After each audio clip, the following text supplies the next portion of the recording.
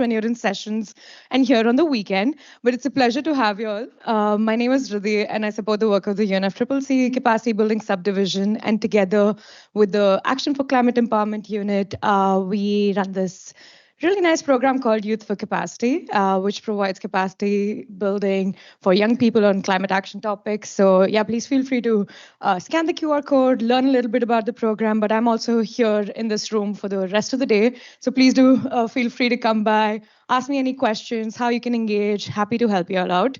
But we basically have a whole day of sessions, capacity building opportunities planned for whoever decides to join. So if you have friends attending this session, please feel free to ask them to join in now or for the other ones as well. But without any further ado, I would like to actually kick off and pass over to our partners for our first session of the day, which is a climate classroom on the Rio Conventions. And we'll find out more about what the Rio Conventions are. So we have Lisa, Pehan, Ludwig, and Fahim joining us online as well. So both Rio Impact and UNCC Learn Unitor, we're very happy to have you and collaborate with you. So I'll pass it over to Lisa. Perfect. Thank you, Riddhi. Good morning, everybody. Thank you so much for joining us again this Saturday. My name is Lisa Maina. I work with UNITA. I support the One UN Climate Change Learning Partnership, UNCC Learn. And today we're here for the climate classroom on the Rio Conventions. Maybe just a bit of background on what the climate classrooms are. These are our little, we call them the espresso shots of climate knowledge during talks, climate talks, so that the SBs or the COPs, we know you're all very busy with your negotiations. However, sometimes I think it's good to get a bit of time to reflect, to learn more on particular topics. And that is what we offer as UNCC Learn through the climate classrooms. And today we are very happy to be partnering with UNFCCC's Youth4Capacity and Rio Impact as well on the climate classroom on the Rio Conventions. I think also welcome to those of you who are joining us online. We're very pleased that you're here with us today. Maybe just a bit of for us to get to know each other and know where we're all from. Anyone who's from the European region, maybe put your hands up in the sky. Great. Anybody from the Africa region? All right, perfect. Anyone from the Asian region, Asia Pacific? Perfect. Anyone from American region, LAC? Okay, great. Have I missed anywhere else? Where? Sorry? Arctic. Oh, yeah. Yes, if you're from that region, please let us know. All right. So without much further ado, I will hand over to Peihan Yang to take us through the session. Hello. Yes. Hello, everyone. I'm so excited to see you here in this morning. It's a beautiful day. I was woken up by the sunlight at 5:30 in the morning because the curtain in my room was like nothing. So I'm already getting excited for this event. We are here today for the climate classroom on Rio Conventions and the synergies between these conventions. And before we actually begin, we'd like to show you a short video, to warm up the vibe and also to start up the discussions on it afterwards. So I'll kindly ask my colleague online, Fahim, can you please play the video? Thank you. There's wide consensus about the need to create synergies between the conventions due to the huge potential for better achievement of all three target systems of the Rio Conventions. If you have better evidence and clear analysis of the benefits countries would have deriving through a better coordination, a better coherence, and more integration of approaches and targets themselves, then you can boost action. Science will help us to reduce these uncertainties. Science will help us to identify where it makes most environmental, economic sense to invest in land restoration so that we can use all this funding and investment in the most efficient way. Elements from the preliminary study on the cost efficiency of in harmonized land agenda, which we just heard with the case study of Rwanda, and we're looking forward to the final findings of the study. Of course, it shows also a tremendous potential at the country level. What needs to be done here is the focus would be with farmers. We talked about incentives. I think the engagement of farmers and the mobilization of different levels, that the farmers should play a big role, will ensure the achievement of the land restoration. So with the outcome of this CBD COP15 here is definitely the huge momentum coming with this new global biodiversity framework to integrate the different other targets from the conventions.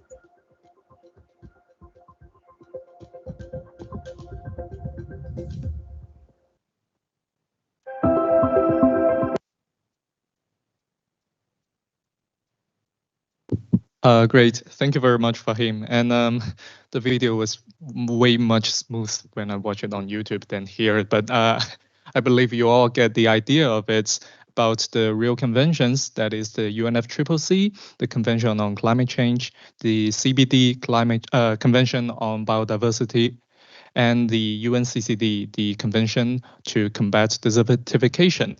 And today, sorry, one moment, I'm just going to share the screen. Yes. And for today, what we're going to discuss is mainly these 4 parts. First, we're going to have a quick going through of the context of the Rio Conventions, and then we're going to discuss how we can build synergies between these conventions from 3 perspectives: integrated planning processes, finance and resources mobilization, and the role of local and indigenous knowledge and communities in building synergies between the Rio Conventions. But before we actually get started, we would like to ask you to share with everyone, how do you perceive this topic? What do you expect to learn to increase the synergies between the Rio Conventions? And I'm inviting everyone to scan this QR code on the screen, which will lead you to a platform called Slido. And everyone's answer can be presented on the screen in the form of a word cloud, so that we can all share our insights with each other. And better yet, if anyone would like to maybe stand up and give more thoughts about your answers or other people's responses, you are most welcome to. So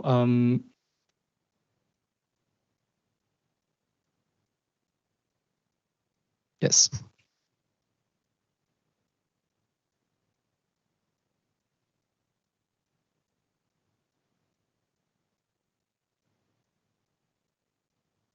Lisa, I just want to make sure that I'm doing it in the right way. This is my first time using the Slido.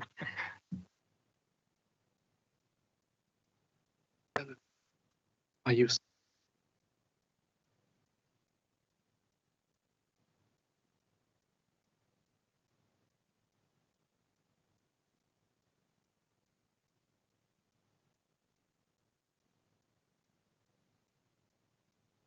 Sorry about that.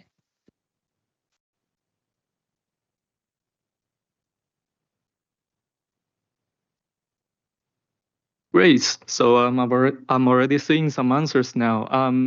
Let's start from the very first one. How negotiation items overlap? Well, exactly. These conventions are interconnected with each other in the first place, even though they are like separated into different conventions, but they do share common goals. How to align NDCs and NBSAPs. Glad you mentioned that. That's what we're going to discuss in part 1 about integrated planning. Fixed political BS. Sorry, I'm not quite sure about what this means. Anyone care to explain this? Or any thoughts, ideas about? I'm not quite sure how to interpret this. All right. Loss and damage negotiations. Yes, one of the I wouldn't say new topic, but definitely a cutting edge one in the recent years. I expect to learn more about the history of Rio Conventions to better understand these 3 conventions in the present context. Glad to mention that. Also going to mention that in our slides. Oh, I'm happy to we are prepared for these things. Key concepts that connect all of them and the context in which they were created. Yes, also the history and the linkages between these conventions. What are the educational methods or techniques to increase the public understanding of Rio Conventions? Now we're on the points because we cannot just discuss this in a small meeting room. We have to make more and more people as much as possible to think about this topic, synergies. Legal standing, strengthening communication, building consensus, opportunities for finance to benefit communities. Thank you very much for your sharing. I've already feel the vibe in the room, and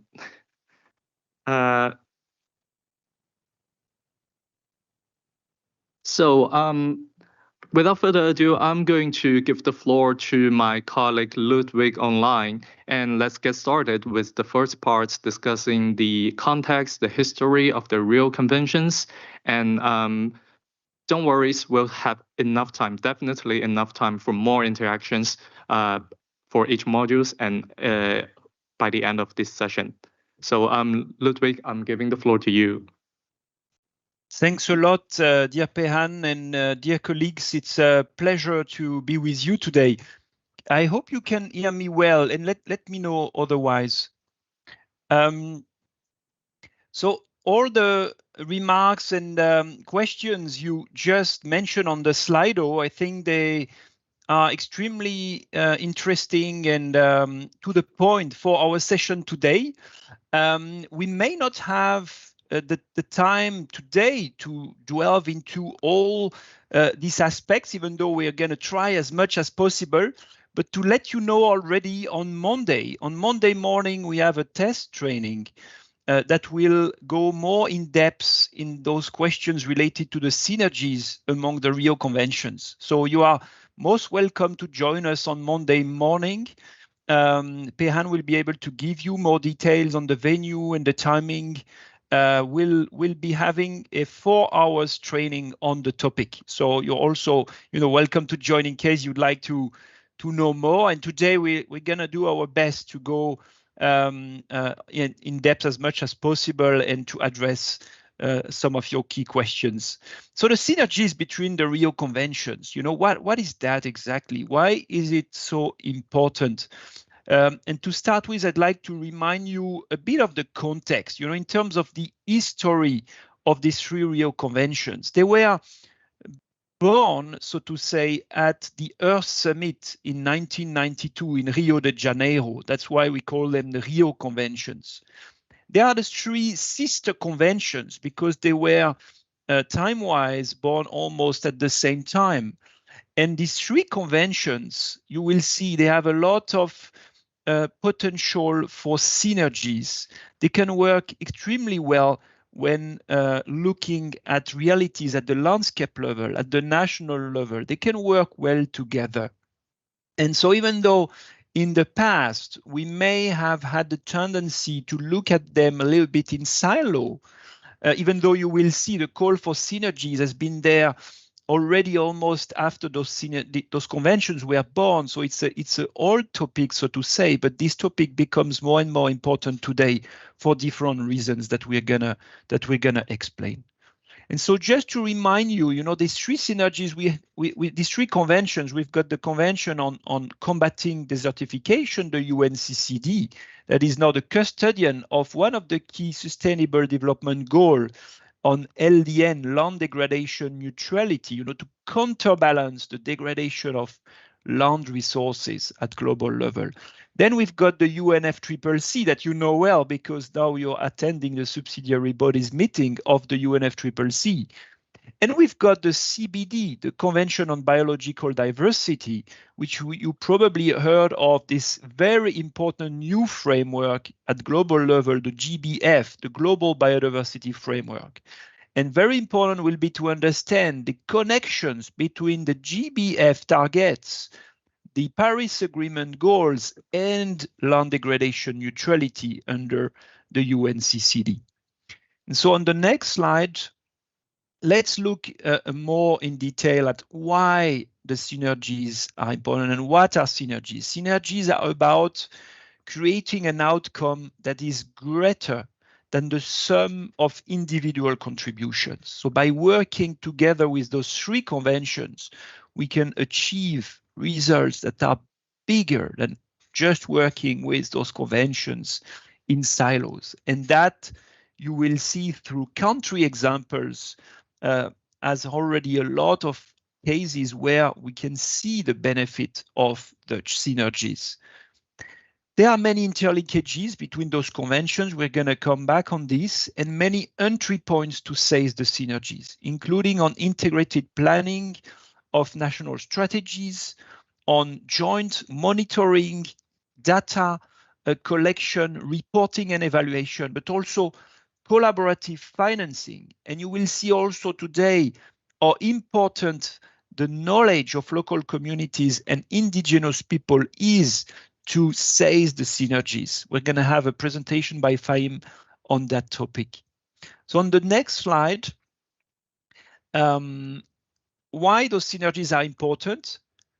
Well, we mentioned the importance to avoid overlaps, because now if you look at the national planning processes, the NDCs, the NAPs for adaptation, the National Biodiversity Strategy and Action Plans, the NBSAPs, or the LDN targets, the land degradation neutrality targets, and the National Plan to Combat Desertification, well, one can see a number of overlap, and sometimes one can think, oh, probably we could have been more efficient by designing plans much better integrated with avoidance of duplications and maybe avoidance sometimes of trade-offs between the objectives that can be sometimes affecting each other when they are not planned together.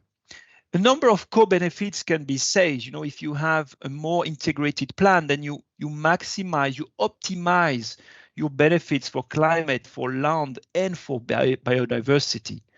And the very important aspect also of synergies is to bring all key stakeholders together in one room, because by having the key stakeholders of UNCCD, of UNFCCC, and of the CBD together, including at national level, and also at the global level, you know, there is also a global and regional perspective that is extremely important also in negotiations. Well, then you can better, of course, seize the views and the perspectives of different stakeholders, and the results, when well facilitated, is oftentimes much more efficient and much more impactful with stronger long-term outcomes. Well, on the next slide, we'll look at one important group, a committee that's called the Joint Liaison Group. Because once again, this topic of synergies is not new. For many years already, parties, but also stakeholders of the conventions have called for more synergies. And that's why the Joint Liaison Group has been created, initiated in 2001 already. This Joint Liaison Group is a formal group of the 3 executive secretaries of the 3 Rio Conventions. And it's a group that gather for ad hoc meetings on specific issues related to building more synergies. And to give you an example of the results, the practical outcomes of this group, for example, the capacity building program jointly developed by the 3 Rio Convention secretariats that this training is actually part of, so to say, is a direct result of the Joint Liaison Group work that is really working to improve the synergies in different ways, in the planning processes, in the way capacity building is done for the stakeholders of the conventions, for the national focal points, and also advising on types of projects, producing technical guidance that will help to better foster synergies. On the next slide, we wanted to highlight how similar the conventions are in their structures.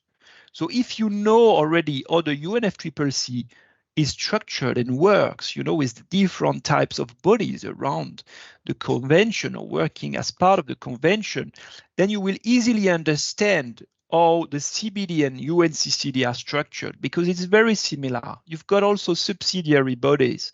You've got science policy interfaces.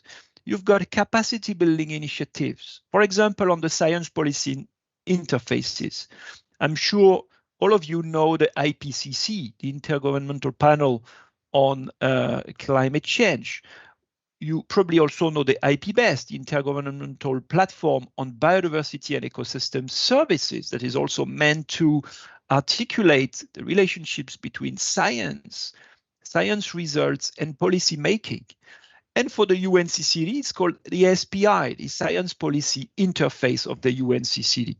So you've got for all these groups, fantastic researchers, experts who work together to advance the knowledge and digest the knowledge to make it accessible to a wide group of stakeholders and also to inform policy making.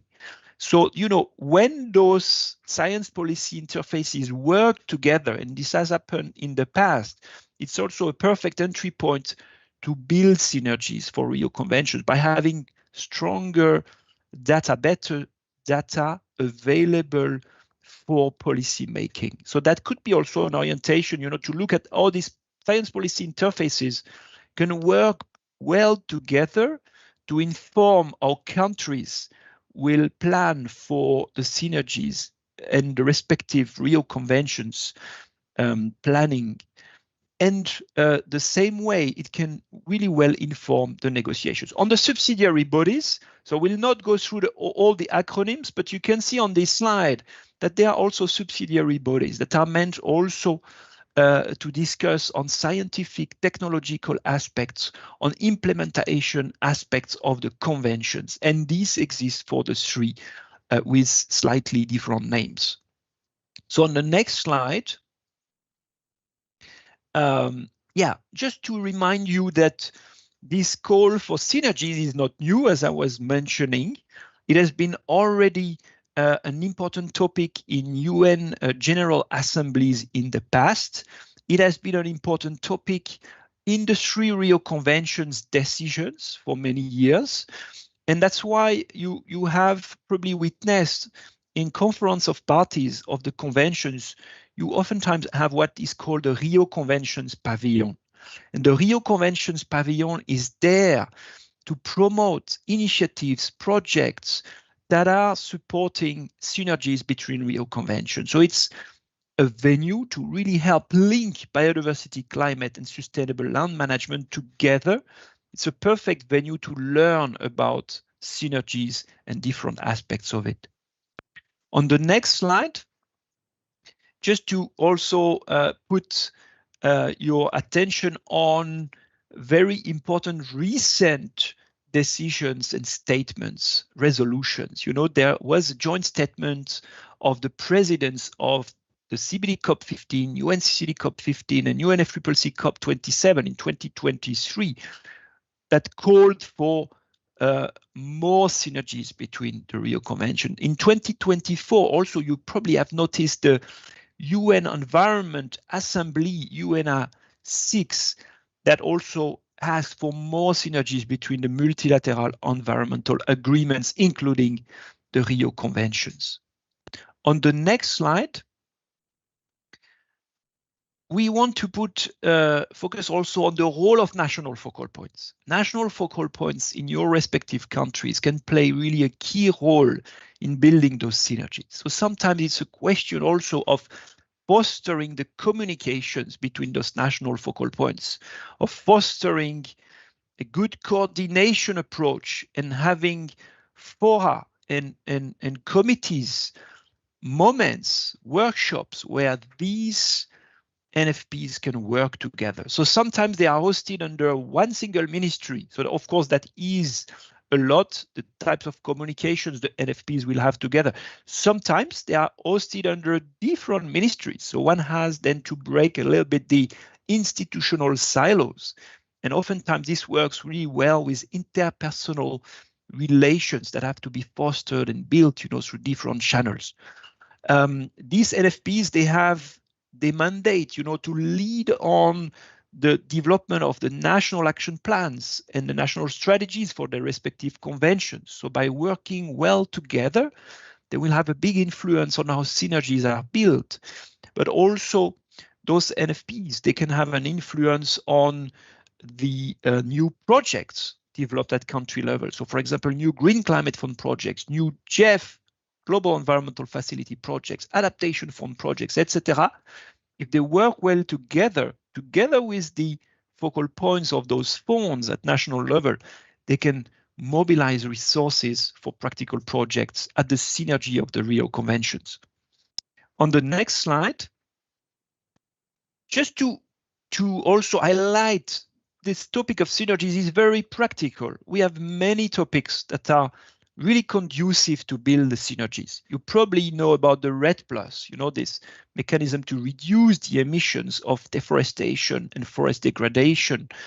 You probably know about climate smart agriculture, that also has a lot of linkages with agroforestry, agroecology, ecosystem-based adaptation, the implementation of the Nagoya Protocol on access and benefit sharing. That is actually the third objective of the CBD.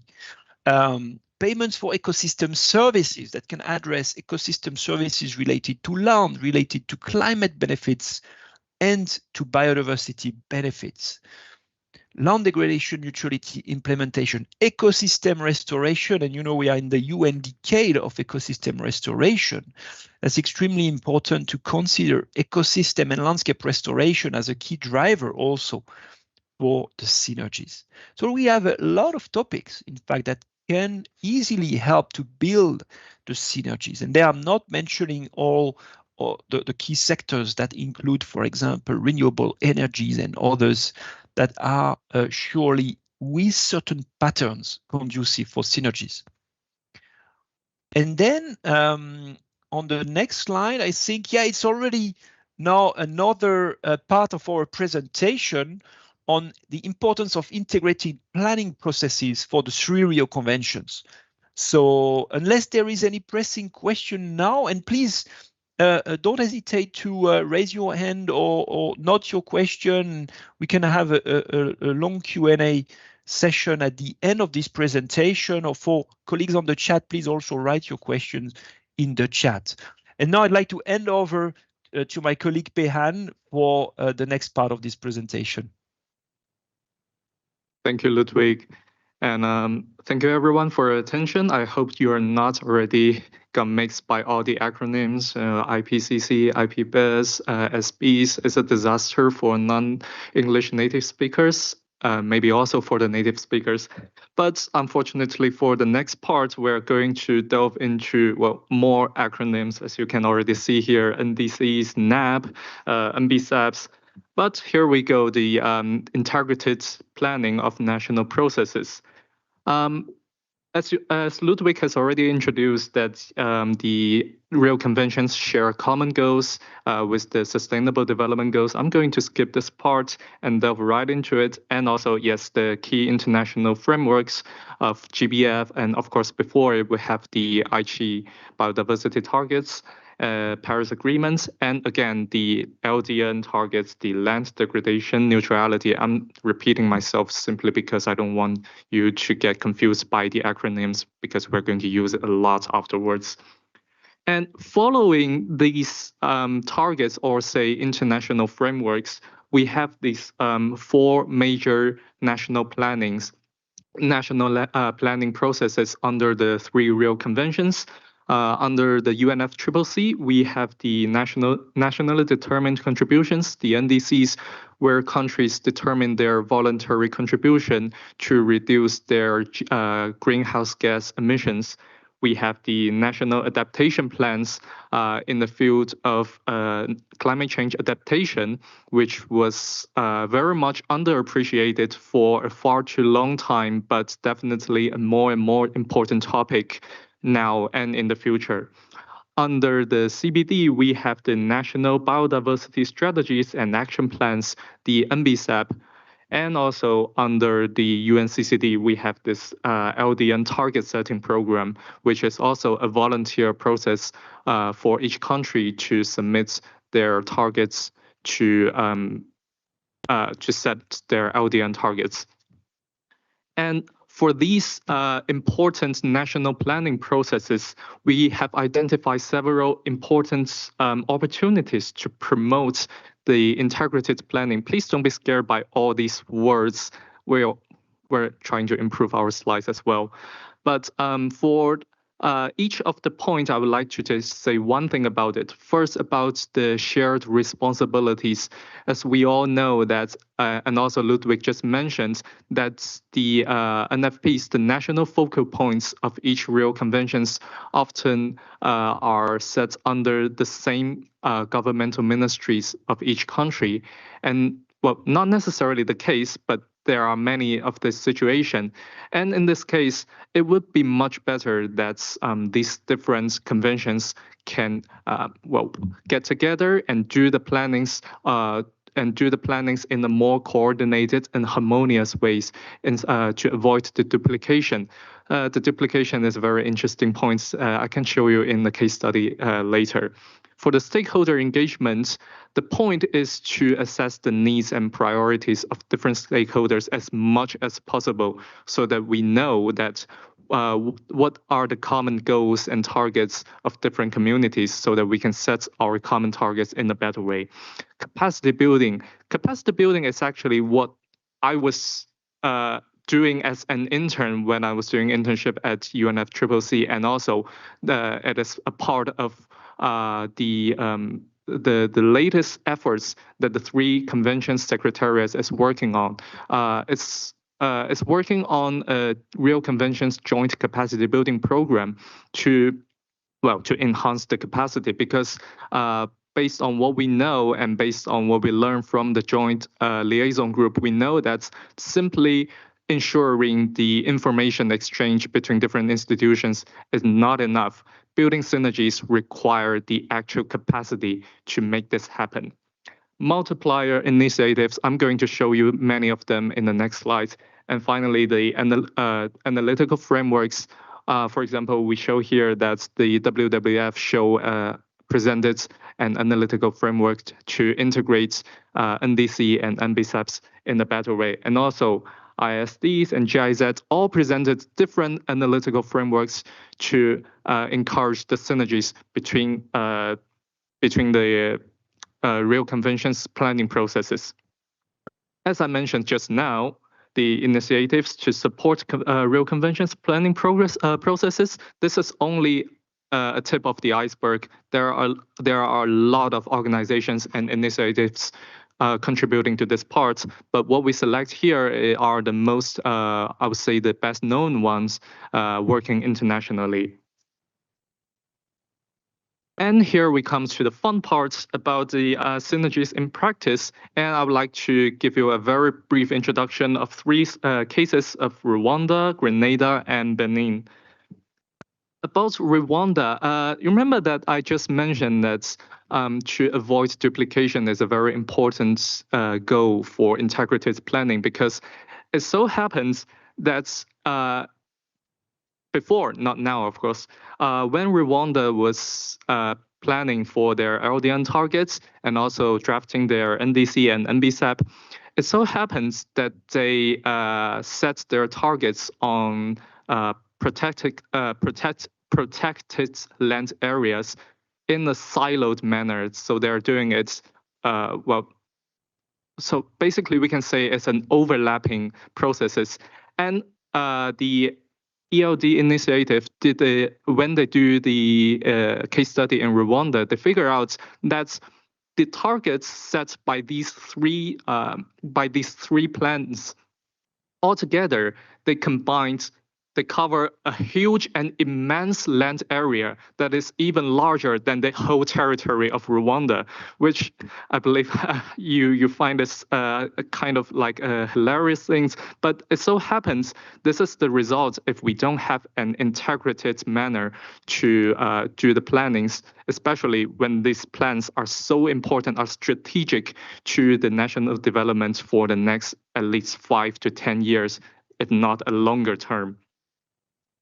And also, in the case of Grenada, they are developing a new program to integrate the Rio Conventions and the Sustainable Development Goals into their climate resilient agriculture planning. And this is the program that they take a very proactive role in capacity building. They attach a lot of importance to it, try to identify the gaps and needs of capacity building, of capacities to build synergies between the different goals. And as I said in the previous slides, that's to simply ensure the information exchange is not enough to build synergies. And in this case, in the case of Grenada, they have identified several capacity gaps for building synergies, including the lack of qualified technical personnel for cross-sectoral coordination, and also the gaps in data collection, sharing, and management. And personally, we did an interview with representative with the NFPs of CBDs in, what was the country? Mauritius, I believe. And it is they reminded us that these are the challenges that are very common in developing countries, in small island countries, in least developed countries, and these are the gaps that we should try to address, not only by just putting more. Not just by putting more attention to different planning processes, but also to ensure that the people who are actually doing this have this awareness and this capacity to make this integrated planning happen. Finally, in the case of Benin, they are trying to set up a biosphere reserve so as to achieve the goals of biodiversity conservation and the LDN, the land degradation neutrality targets at the same time. And this is a very typical way of using the nature-based solution to solve different problems, not progress, and to achieve different goals. I would like to stop here, but doing the commercial again, if you are interested in the case studies, especially with the first one of the Rwanda case, we invite you to participate our test training on next Monday. We would invite an expert from the ELD initiative to give more details on the case of Rwanda.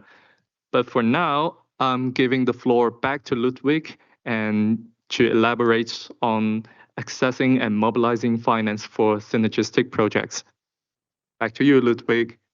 Thank you very much, Pehan. And let's have a look at what synergies mean to also mobilize resources for synergistic projects. So on the next slide, it's synergies for projects means better value for money. Because of course, with the same amount, then you're planning to have benefits for land, for climate, but also for biodiversity.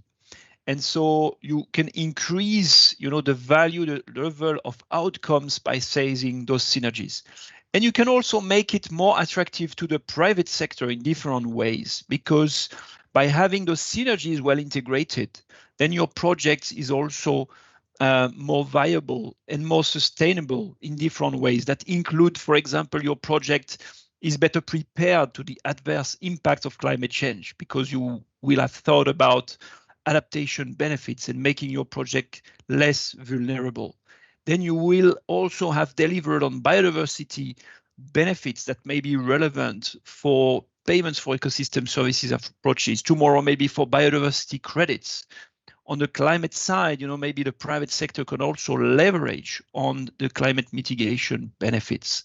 And so there are a number of ways that your projects can become more sustainable. One example of the private sector engaged on those synergies with a very pragmatic approach to also maximize its revenues, not only the environmental benefits, it's the Iberostar hotel chain that is very much engaged on environmental issues, on also seascape protection issues. On the next slide, let's have a look to some entry points in the major climate environmental funds, in the major global funds for climate issues. In the GEF, the Global Environmental Facility, you've got what is called the STAR allocation, the System for Transparent Allocation of Resources. Every country is eligible to the GEF as a defined STAR allocation. And the STAR allocation is usually subdivided among different windows that include a window for biodiversity, a window for climate action, and a window for land issues. So the GEF is already very equipped to mobilize resources for synergies. So when countries want to build projects at the synergies between Rio Conventions, it can tap into GEF funding to do it. New funding windows have also emerged in the GEF, like a very recent one, for example, the Global Biodiversity Framework Fund. That could also possibly be an interesting vehicle to mobilize resources for biodiversity conservation, but also with co-benefits for climate and for land issues. In the Green Climate Fund, the Green Climate Fund also has very interesting programs like the RED Plus program, or willingness to fund projects for adaptation, including on ecosystem-based adaptation or nature-based solutions that can be perfect entry points to build synergies. The climate investment funds also have specific windows. For example, the Forest Investment Program or the Nature, People and Climate Program that is extremely relevant for synergies. The Adaptation Fund has also very interesting resources that can be used for ecosystem-based adaptation, for disaster risk reduction, for nature-based solution, climate-smart agriculture, etc., that can make a lot of sense to build synergies. So you see, those funding mechanisms are already available. Countries can access them, but the mindset to build projects with synergies between Rio Conventions has to be built for more of the projects to be submitted to those funds. So that's also part of the capacity building program, how to have these methods and those ideas to build synergies that could be then formatted, give birth to projects submitted to these funds. On the next slide, it's really there to emphasize the importance of national funding mechanisms. We've talked in the slide before about the global funds, but let's not forget, each country usually has also its own domestic funds. Its National Forest Fund, its National Biodiversity Fund or Conservation Trust Fund, could be also National Agricultural Fund, etc. National climate funds, conservation or trust funds for climate change. These local funds, national funds are extremely important because they can be vehicles that are also intermediaries between the global funds and the local needs. So when building the synergies, working with those domestic funds to help build the synergies between those funding mechanisms is extremely important. Another aspect that I'd like to draw your attention on is the existence of domestic entities, national institutions that can also serve the purpose of synergies. Some of these institutions, national entities, are already eligible and accredited for direct access to, for example, the Green Climate Fund or the Adaptation Fund. Let's work when feasible with those national entities also to help them build projects, pipeline, that foster synergies.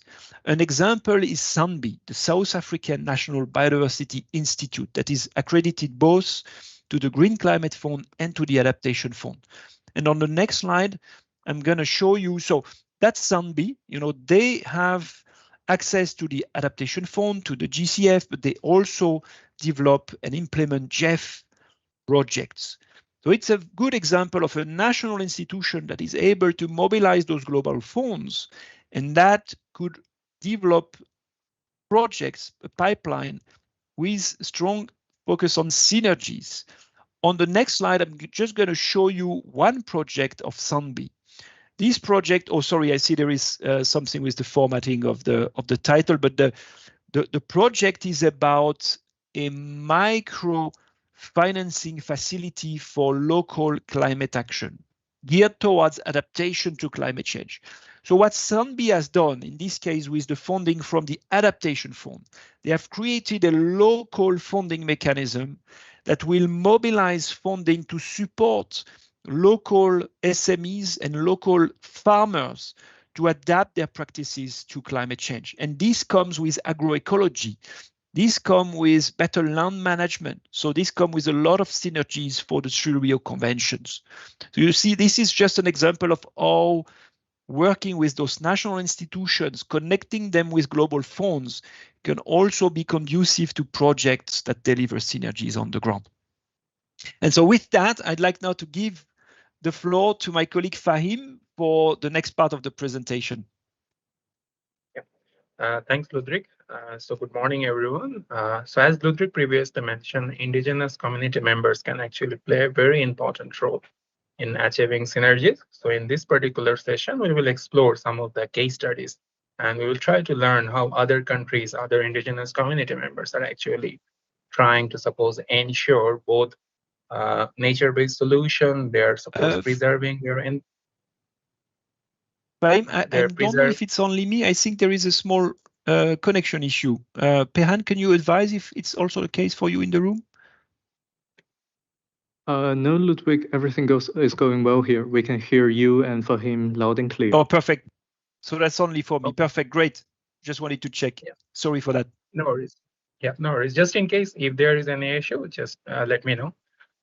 So our first example is from Japan. So there they have a very interesting land use management system, and they call this system SATOA.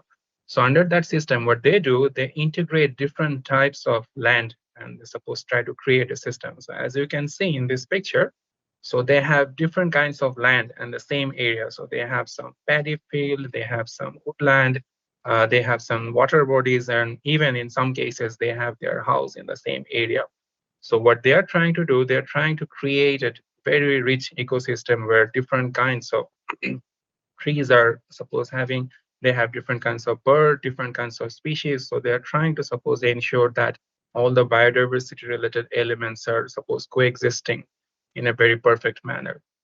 Then Pihan, if you go to the next slide, please, after the picture. So then they're also ensuring that, okay, community members are actually using these natural resources in a sustainable manner. So it's not like they're saying that, okay, you can't actually use the wood, you can't actually use the fruit. It's not like that. But they're saying you have to use all these natural resources in a sustainable manner. So I will provide one example. Let's assume they have an oak tree. So the community actually says that you can't actually cut the oak tree before 10 years. So they have some certain time periods. So before 10 years, no one can actually cut that tree. And they ensure that it's not the tree is not entirely harvested. So they say you can't actually partially cut that tree.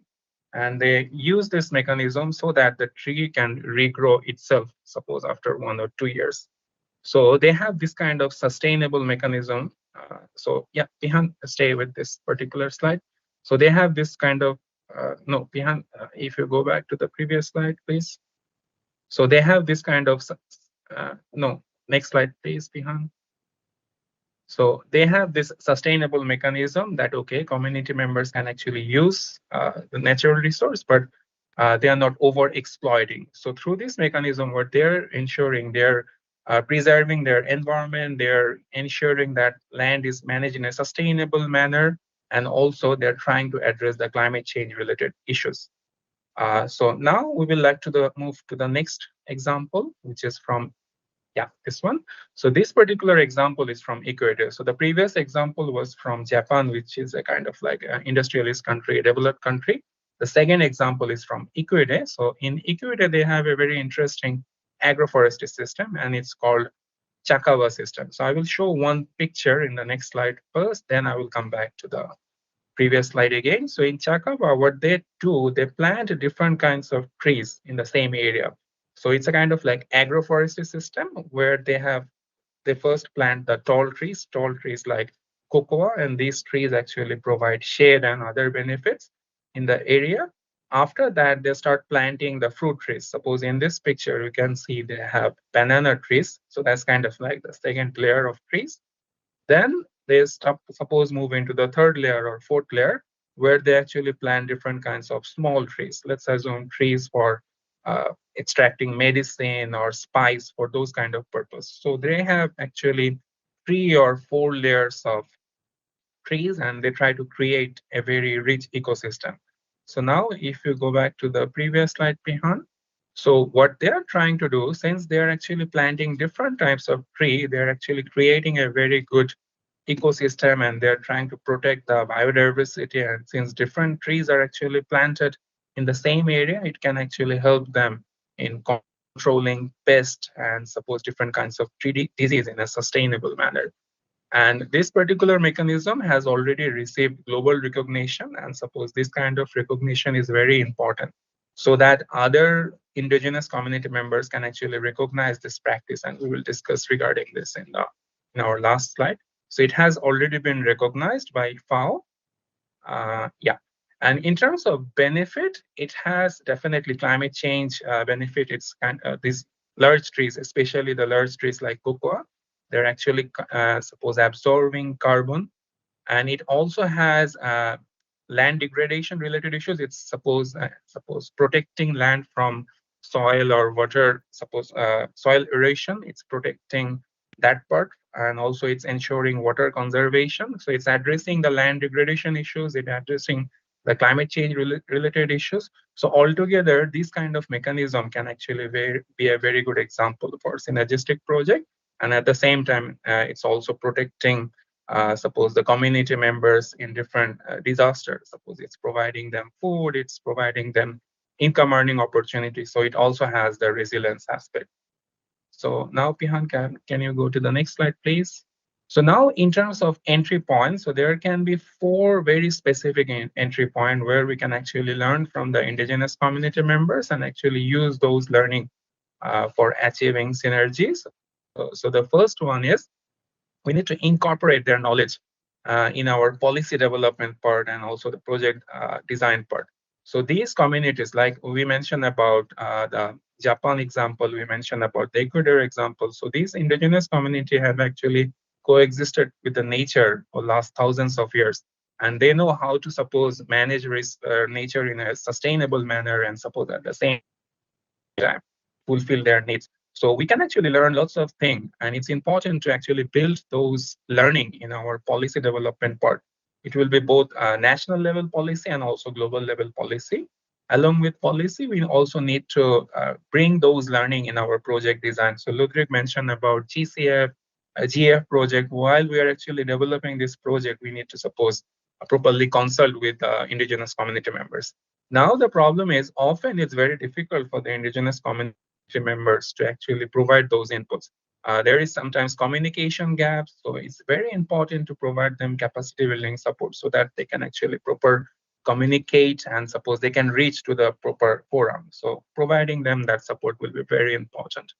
In addition, it's also important to conduct research, more research. So in our report, we have focused on these 2 particular examples, but there are other examples, suppose in other parts of the world. And definitely we have to suppose study those ecosystems, study their practice, how they're actually managing their ecosystem. So it's very important to conduct further research in this particular issue. The third point is we can actually learn lots of things from them. One particular aspect is that indigenous community members actually monitor their mechanism or monitor their intervention in a slightly different manner. So we found one very particular interesting example where the communities in Ecuador, they're actually track the number of birds in their area and also the types of bird or species of bird that is available in their area. So whenever they see that some certain birds are not available in the area, that's an indication that, okay, something bad is happening.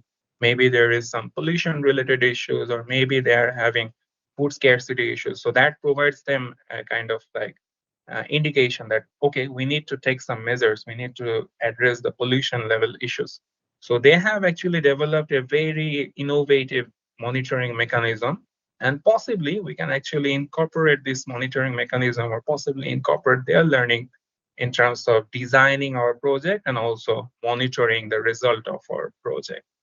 And finally, it's very important to facilitate knowledge transfer among different indigenous communities. So there can be different indigenous community located in different parts of the world. So we need to ensure that they can interact with each other. So today's event can be a very perfect example. So we need to suppose arrange this kind of event and where indigenous community members can actually interact with each other so that they can learn from each other. And we need to preserve that learning for our future generation. So now I would like to hand over to Ludwig again, so to continue the remaining session. So over to you, Ludwig.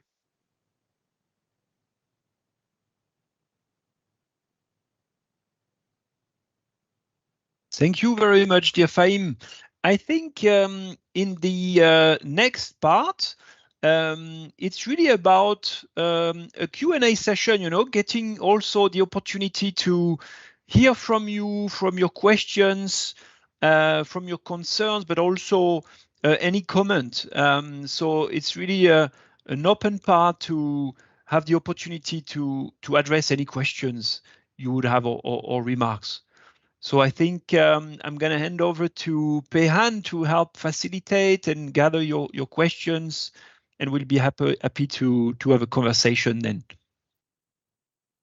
Yes, thank you, Ludwig. So I'm guessing everyone has a microphone in front of you. So if you have a question, I see a hand already. So yeah, you can please just go ahead, please. Hi, good morning, everyone. My name is Asami Segundo. I am from the Philippines. I am an Indigenous youth. I'm part of the Indigenous Peoples Caucus and also of the Indigenous Youth Forum of the UNF under the UNFCCC. And I first would like to thank the organizers for organizing this event to help youth who are new in the space and at the same time who are new in the Rio Convention and at the same time connecting these three. So I'm particularly active in the UNFCCC and my organization is also active in CBD. So I'm actually here to find how we can synergize the two and how we can work together with our governments in Southeast Asia in integrating plans, especially NBSAP and also with the NDCs and NAPs and other plans under the UNFCCC. I just would also like to appreciate the strong language that we used in this presentation about Indigenous peoples and especially in Indigenous knowledge. Not a lot of capacity building I went to recognizes the role of Indigenous peoples and Indigenous knowledge. So I also would want to express my appreciation on that. I just would like to add on the presentation a while ago about Indigenous knowledge, that before we integrate Indigenous knowledge into climate policies and to climate actions, it's important to have the free, prior, and informed consent, which is a right of Indigenous peoples that is enshrined in the UN Declaration of the Rights of Indigenous Peoples, or the UNDRIP. And I think before in every presentation about Indigenous peoples and or Indigenous knowledge, we should always integrate FPIC, because it's very rosy to hear Indigenous knowledge, but at the same time, have an oversight on the rights of Indigenous peoples to also protect their knowledge, and at the same time to protect themselves from further exploitation, because we've been exploited for several decades, several millenniums already. And I think it would be good that perhaps maybe on the next presentation or capacity building, we should also include FPIC in that presentation. And as I also would like to add on the entry point that while we are talking about entry points on how Indigenous knowledge can enter in the synergy, we should also talk about funding. Yesterday in the meeting of the three conventions, of the presidency of the three conventions, the representative from UNEP mentioned about the funding. Are we really where there is funding, there is climate action? But at the same time, is the funding that we want really, is the action that we want really going to the right people? And those right people includes Indigenous peoples. So we also have to ensure and talk about funding. While we say that Indigenous knowledge is a key in climate action and at the same time solving biodiversity loss, we should also ensure that funding goes to the communities, to the Indigenous peoples. And Also with the research, I agree with that we need to do a lot more research on indigenous knowledge, but also we should also support indigenous-led research. There is now a how would I say? There's a book by Dr. Linda Tuhiwai Smith that talks about decolonizing research methodologies on how indigenous peoples can themselves like lead research that is using methodologies that is friendly, and at the same time they created themselves, because we may not be aware of it, but even the research methodologies that we use in modern science or Western science could be a way of colonizing indigenous peoples. So I would perhaps add that we should support indigenous-led research using indigenous methodologies, and at the same time support IP or indigenous peoples-led climate action that is already ongoing on the ground. And may I also add on the inter-community knowledge exchange, there is also this thing we call intergenerational knowledge exchange that empower indigenous youth so that they can have a quality knowledge exchange from their elders to the young generation that we have right now. So that is my comment, not really a question, but yeah, thank you so much. No, thank you so much for you. I mean, it's so refreshing and insightful to hear from, well, someone that's actually from the indigenous communities, then to learn from the online knowledge. This is totally different. And I'm so glad that you join us and do the sharing with us. And also, not that I want to do the commercial, but it's just that you are most welcome to share with more insights about indigenous participation in the test training or the side events we have next Monday and Tuesday. Thank you so much. And I would like to invite other people who would like to have questions or comments. Yes, please. Hello everyone, Tashi Derek. I am Sharna Sherpa and I'm from Nepal. So I also belong to an indigenous community in Nepal. So my question is, first of all, thank you so much for the presentation. It was very informative, and I don't know if it's a question or more of a concern, but I'll share it anyway. So when we were talking about indigenous knowledge, we obviously know how important indigenous knowledge is for climate change, for biodiversity conservation, for natural resource management and sustainable development. But sometimes what happens is when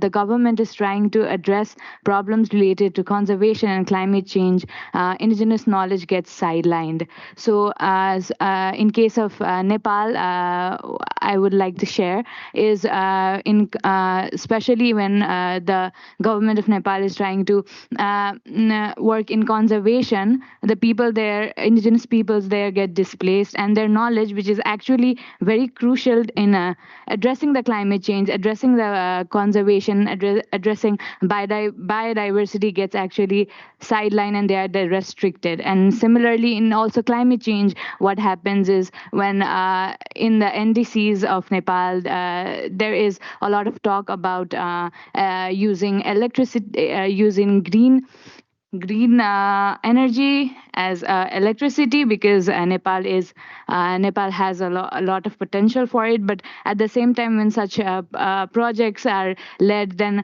indigenous people once again get displaced from those areas. So how do we address these challenges, or how can we create synergy in a way that indigenous knowledge gets incorporated in it and not sidelined? Thank you. Thank you.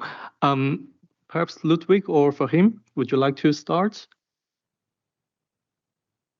Happy to give it a go on these two remarks, which I find extremely important, and thank you so much for raising these points. And I'm actually happy that the three Rio Convention secretariats, put really emphasis on the role of indigenous knowledge and local communities' knowledge for synergies. And I agree fully on the aspect of the FPIC, the free, prior, informed consent. I would say we should also work on the maths, the mutually agreed terms, and then on the benefit sharing agreements, even though I sometimes don't really like the terms of benefit sharing, because I think the local groups should own the processes. They should be really recognized as the stewards of biodiversity conservation, land management, and climate action.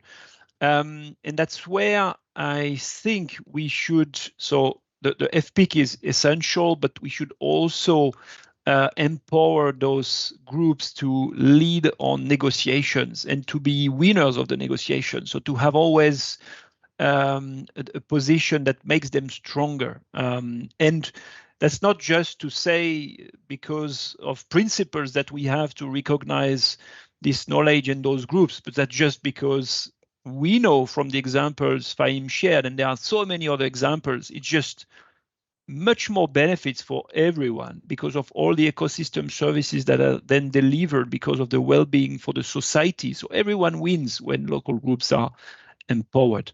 The challenge is today, less than 2% of climate finance is reaching the local groups, including indigenous communities. That needs to change. The global funds that we mentioned, they are aware of that situation. So I think it's going to be extremely important that the negotiations, the discussions with those funds put emphasis on types of projects that ensure a large part of the resources flows to where it needs to go at the local level. And that's where we want to put emphasis on the local mechanisms, be it national funds, local funds, that ensure that those vehicles are well capitalized and that resources are actually there available for local communities and indigenous groups. So without these decentralization of international climate financing, international environmental financing, it's going to be difficult to change this paradigm, while this paradigm has to change. So thanks so much for raising those concerns. If we have more time, if we would have had more time, would have been pleased to give you more examples of already existing mechanisms on which we need to build on. I hope you can join us on Monday morning, and if not, I'm sure there will be other opportunities to be together. Don't hesitate also to reach out, because for me personally, that's a discussion that I'm passionate with. So I'd be happy to continue the conversation and have the opportunity to learn from you and share information on those mechanisms and how we can change this paradigm. Maybe Fahim, you want to also add elements there? Yeah, so very relevant query. So both the questions, and suppose both the participants have actually raised very relevant query. So one of our recommendations was that, okay, we have to bring indigenous community members in the project design process. And in our findings, we found often it's very difficult for them to properly share their concern. And sometimes they are not actually placed in the right platform. So that's why in our info brief, we have actually emphasizing their capacity building, provide them the right platform. And we also have, suppose, acknowledge that, okay, we need to facilitate knowledge transfer. So both among the different indigenous communities and also at the national level and global level. So yeah, definitely we need to make lots of progress. So it's a gradual process. So hopefully with this particular concept, we'll make more progress in the future. Thank you, Fahim. And Ludwig and Fahim, I see someone is raising hands online, and due to the time limit, and also we have another interactive session afterwards. So we'll take this question as the last question for Q&A session. Tarot? There's also a question in the chat that we could read out because it has been there for a few minutes. Sorry, Ludwig and Fahim, can you address to the online questions in the chat and also the raising hands, please? We can read the question out for the benefit of everyone in the room as well, and then Fahim and Ludwig can help answer this. So this question is from Dipanjana. Excellent presentation. Monitoring the birds population for tracking the progress of the project is a very good idea. I want to know how this mechanism can be used in other areas. How do we gather prior information about types of birds, presence of other types of plantation, say when we're monitoring mangroves or mango plantations in place of cocoa plantation. So it's a specific question, but I will leave it to Ludwig and Fahim to answer this, and then perhaps we take the last question that's on with the hand raised. Yeah. Yeah, thank you for that question. I think, yeah, indeed, it's quite specific, probably to one of the country cases, but in any case, you know, what you flagged there is, I think, a key question if we want to go to the granular level where synergies actually take place. And on those questions of joint monitoring, you know, having a joint monitoring of all bird species population, you know, have a role on the level of reforestation, for example, because of the germination induced by those birds. For example, it's the case in many places in the world where birds have a direct impact on the quality of forest regeneration, reforestation projects. That's where, you know, joint monitoring are needed to be sure that we monitor the right things to deliver and monitor the benefits for land, for biodiversity, and for climate. But this requires integrated monitoring processes, which oftentimes do not exist at country level. That's where the guidance of the different science policy interfaces that we showed before, that we mentioned before, are key to help countries build national, local monitoring systems that will help to monitor different indicators relevant for land, for biodiversity, and for climate. But thanks for bringing this very specific example. You know, in the material we'll produce as part of this capacity building program, I'd love if we could have also that level of details to show in very practical cases how that works. If you're interested on these joint monitoring processes, I recommend you to look at the DART process, which is meant to help the joint monitoring of all biodiversity-related multilateral environmental agreements, including the CITES, the CMS, the Ramsar, the CBD, etc. I put a note on the chat about this. Thank you.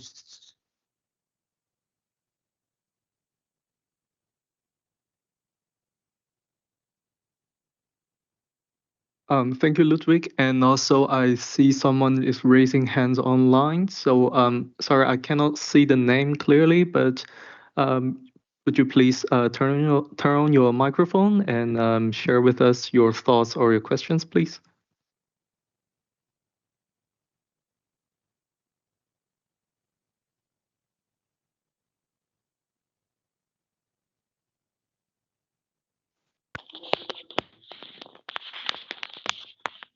Greeting everybody.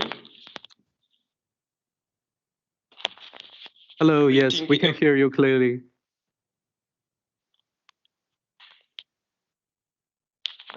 Greeting everybody. My name is Nshimimana Jean Bosco. I comes from Rwanda. I am owner of Bosco Valley and Hills Organic Tea Plantation Enterprise. But my issues that I wanted to ask you is that in the importance of synergistic project, Rwanda was developed the project of planting too much forest and trees. But I was come to think about how I can innovate that harvested trees, especially for changing timber into cup trees and other kitchen materials, rather than use plastic bags in order to avoid that climate change. So there is any support that comes to support my idea, or other one who have that idea which is related to me? Thank you.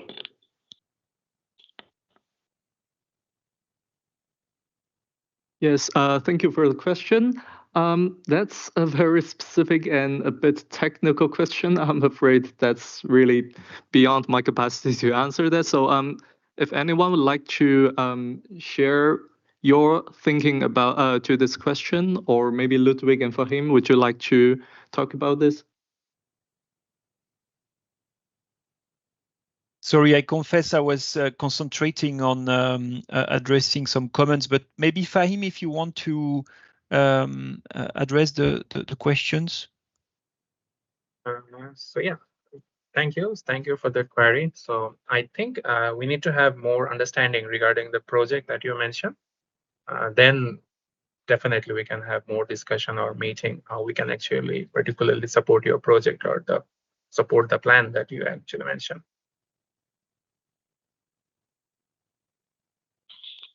Yes, thank you, Fahim. So I'm afraid for the sake of time, we'll have to end the Q&A session for now. I'm sorry for that.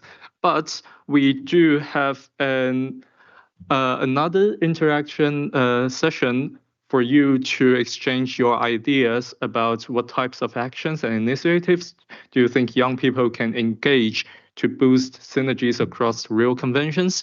You can either discuss this question through the Slido that we just used at the beginning of this session, or you can form group discussions and then share with us how you think collectively. So yeah. Okay. Yeah. So I'm going to put the Slido QR code here so that you can scan it if you like to, and yeah, I'll just keep it here for like 1 minute, and then I'll switch to the. Yes, please. And then we can switch to the Slido page to present everyone's sharing. But in the meantime, you're most welcome to have, some group discussion, talk to your classmates, to your desk mates, if you'd like to. And the Slido is on.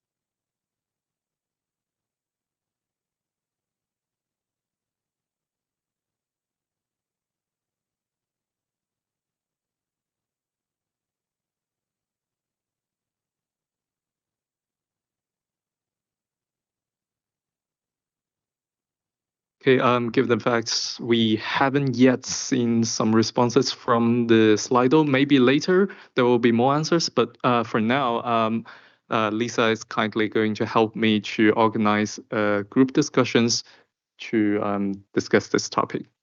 All right. Thank you, everybody, for such an interactive session. And thanks to our presenters, Fahim and Ludwig, for taking us through that insightful presentation. So now we're just going to have some open dialogues, and maybe some of the questions that you've had pending can also be addressed here. So we have two questions that maybe will form the basis of these discussions. Maybe we can discuss the roles that youth can play to build synergies between the Rio Conventions. And another one is, can you think of any new ideas, any ventures, initiatives, projects that would be needed to help build synergies for biodiversity, climate, and land benefits? So yeah, those will be our guiding questions. We'll keep this slide up, and maybe for those of us in the room, we can split in two groups. I don't know, yeah, maybe Sam can join this table here, and then we can have that main table over there in the center. If you'd like to, maybe two or you or three of you could join these tables just for balance. And then online, we will have an online group as well. I think Ludwig and Fahim will be helping to moderate that session. And over to Riddhi for the online instructions. For the participants online, please feel free to use the chat. And I know Ludwig and Fahim have been super active in the chat as well and have been replying to all of your comments. So please feel free to use the chat space. And then whatever comes out of those discussions that you have on the chat, Fahim and Ludwig, either of them could sort of let the main group or like the room know what went on the chat as well. Thanks. Perfect. So we'll do about 10 minutes. So by 1:45, the hour, we'll come back and then have 5 minutes of feedback, and then we'll wrap up. So happy discussions, guys. Let's get going.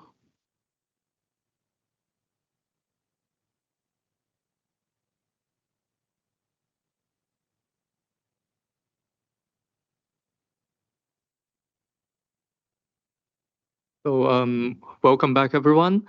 Oh, well, you're all here all the time, not really back, but I've heard some very fruitful discussion, and we would like you to share with us the insights, the ideas, and the questions that you discussed just now. So anyone who'd like to share your voice, yeah, you can just turn on your camera, the microphone in front of you. And yes, please go ahead.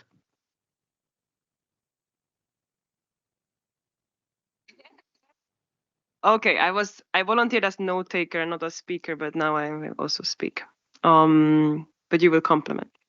So we started off with that actually a lot of synergies is already done, especially led by Indigenous peoples, and it's more about the recognition of local work and what Indigenous people have been doing for centuries, instead of kind of coming with sometimes also a very Western focused lens, like, oh, we have to do synergies and we have to kind of artificially dissect like nature and put them in like land, climate, biodiversity, where actually it was always thought as a synergy, and it was like one.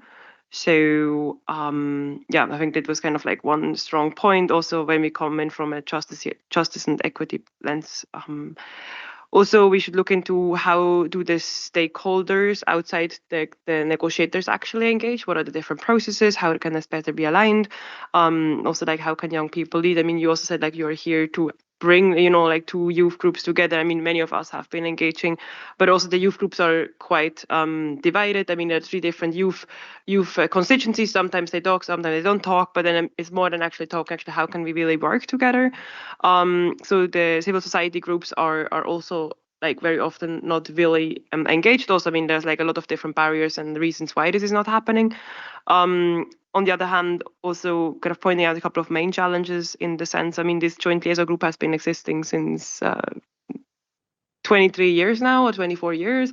So like looking into like why hasn't it worked? Because I think it's easy to like, oh, we need another capacity building program. But I mean, why has the capacity building in the past not worked? So like what were the actual barriers and challenges so we can overcome them? Also, we talked about country coordination. So how can this really be done at the country level? Again, very often the people don't talk because they're overwhelmed. They're already like, working extra hours, but are not really able to coordinate because there is not enough staff or a lot of high turnover, or they really don't understand other conventions. So even if they are, for example, focusing on gender topic and gender on the biodiversity and gender on the climate, they very often don't talk. And then the last point, which I brought up, that most of the negotiators don't even understand one convention. And that's actually really shocking. I was a negotiator before, and I never realized that I'm not the only one who doesn't understand everything, but actually most people don't understand what's going on. And now we ask them to understand 3 conventions, which is a huge undertaking. It takes like years and years, and like being engaged in these processes over years is a huge privilege.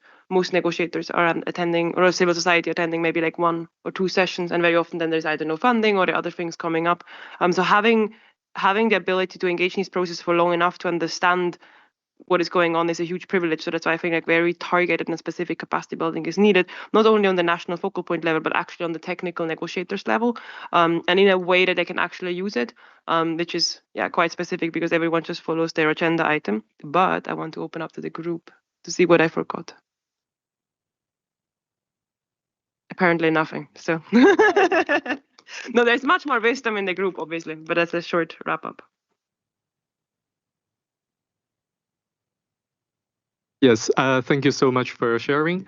And Ludwig and Fahim, could you also help us facilitate the sharing or summary online? Or if there is anyone who would like to open the mic and do the sharing with us? So if any one of the participants want to share, definitely they can share. Otherwise, I can share the findings from the online participants.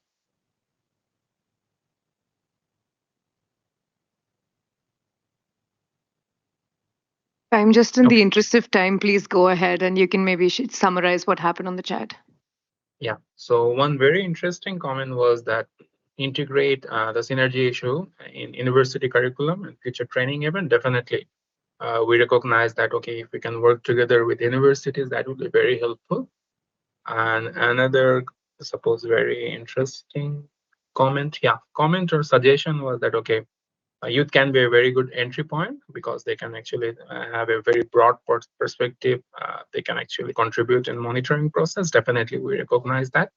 So I think both the suggestion was very relevant, and definitely we will incorporate both of them in our future training event. And also as part of this project, we are developing infographics. So definitely we'll integrate this in our infographics. Yeah.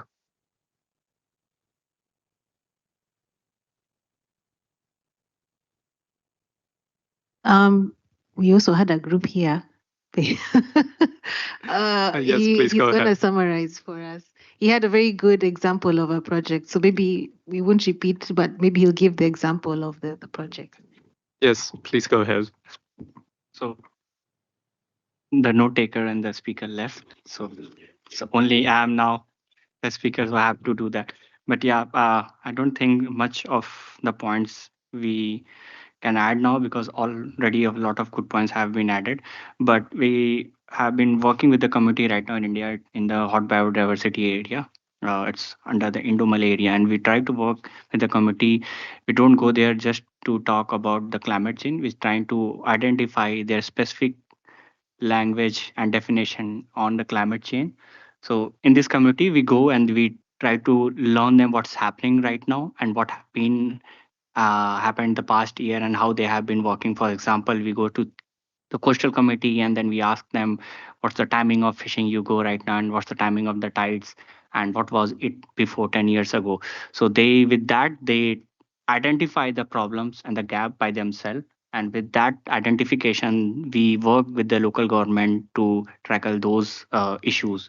So those definition trying to simplify in their own respective language. We should not improvise and push the UN language in these local communities that this is the definition of climate change, this is the definition of degradation and something like that. Let's go to the committee and ask them what is being happening because every country, every nation has a different landscape. So let's trying to simplify these language more related to the community's issues and the challenges that they have been facing. And yeah, one other issue is that stakeholder mobilization. Let's try to integrate it more. My colleagues have already mentioned that, but yeah, let's try to integrate it more with approaching to address climate change, biodiversity, land degradation at the same time, and trying to work on more cross-cutting research at the same time. Yes, thank you. Thank you very much. So because we have already overused our time, I think we'll call this an end to the session.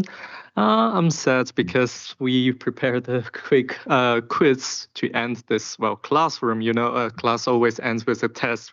But for now, we're going to skip this. And thank you so much again for joining us today and for your attention, for your sharing, for everything. This is really, really brilliant and insightful for me.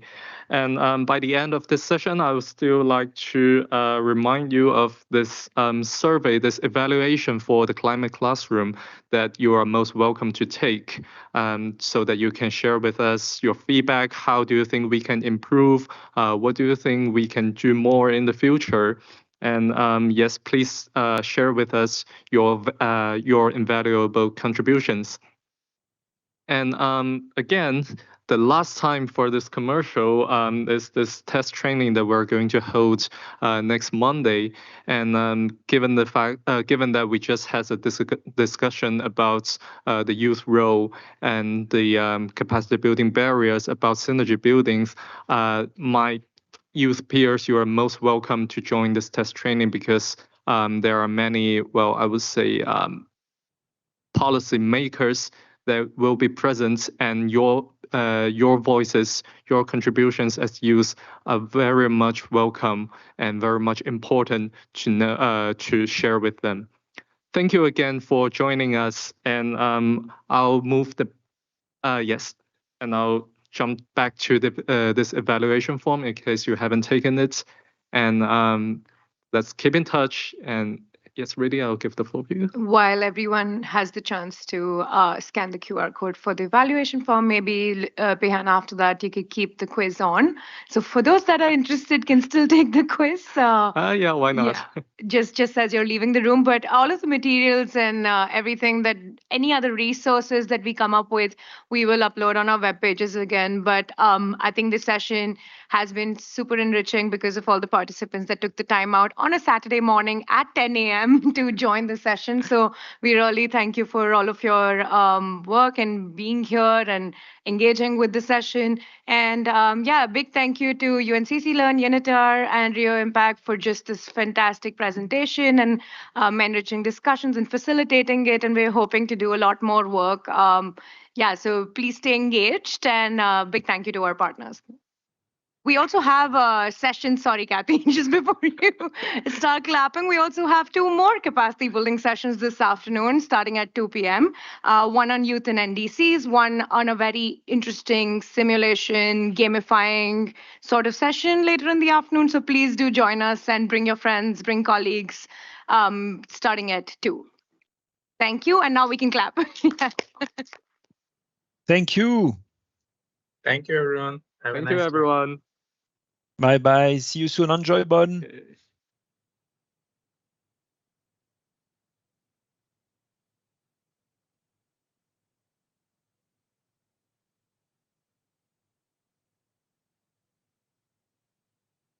Just to clarify, the Youth and NDC session is actually at 1 p.m., not 2 p.m. My brain is just Saturday brain right now. It's 1 p.m.